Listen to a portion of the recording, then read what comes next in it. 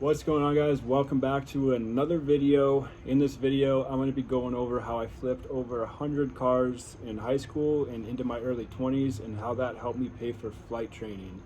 So just to get into it right away, how I first started flipping cars was when I was 14 years old. I first started by, you might have already heard the story before, if not, I first started by picking up a bunch of junk on the side of the road during fall cleanup.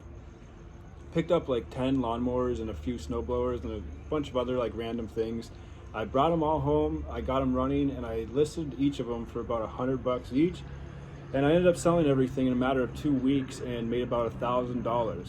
What I did then is I wanted to buy my first car because I had my permit and I was driving around with my parents, and they couldn't afford to buy me my first car because I had two older siblings and I didn't really come from a wealthy family or anything like that.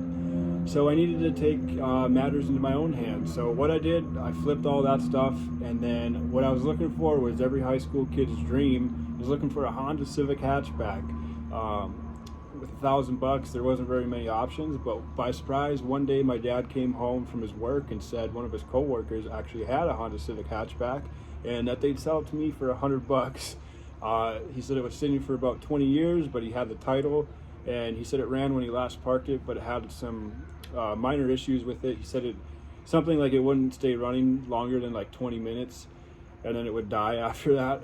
But we drove there, and then by surprise when I got there, it wasn't what I thought.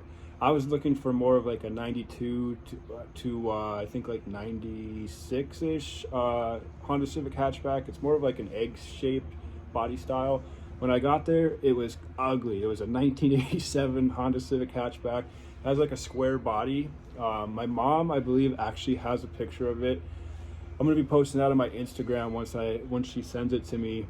But it was really ugly, so it wasn't what I thought. But I ended up buying it anyway. So it was only $100, and then we brought it home, and then instantly started working on it.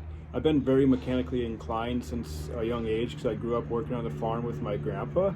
But I brought it home and then started working on it. Got it running. It ended up needing a new fuel pump. I think that was only like $50. And then I drove it around, but just like the guy that I bought it from said, it would only run for about 20 minutes and then something would get hot and it stopped running. So me and my brother-in-law, he's very mechanically inclined too. He worked at a Subaru dealership at that time. He helped me mess around with it, and we ended up figuring out that the ECU, otherwise known as like the computer of the car, basically the brain of the car, there's a component in there that was bad. So I replaced that, and then boom, it ran great. I ended up like sanding it down and priming it just with like spray paint. But I decided, it's not something I wanted to be caught dead in driving around. So I decided to list it for sale.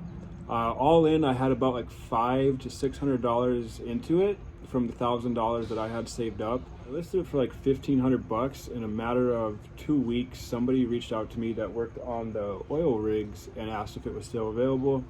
They came and test drove it that same weekend, drove it around, and then they asked me the same question that every single person ever asked me from all of the 100 cars that I sold. They come back and then they say, they'll look around and look at it and they'll say, "What's the lowest you take?" And I didn't know what to say. I was brand new at like sales and all this, but I said the right thing. I said, "I don't know, what would you give me?" And then he said, "Would you take $1,200? Instantly, I didn't even think about it. Didn't even try to negotiate. I said, "Yeah, sure, take it." So he ended up buying it. We signed the title. He drove off with it, and I ended up doubling my money.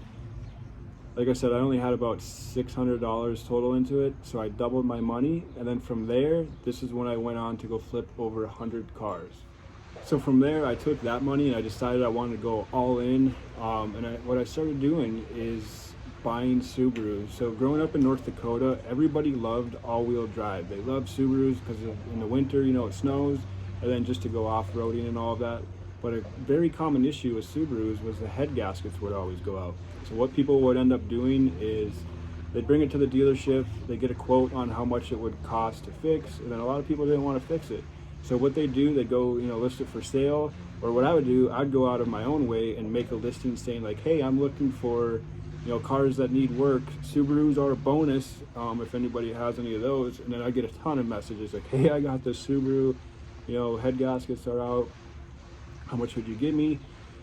And then from there, what I would do is I'd buy them usually anywhere from 500 to $1,000, sometimes a little bit more if it had lower miles and like no rust or anything like that.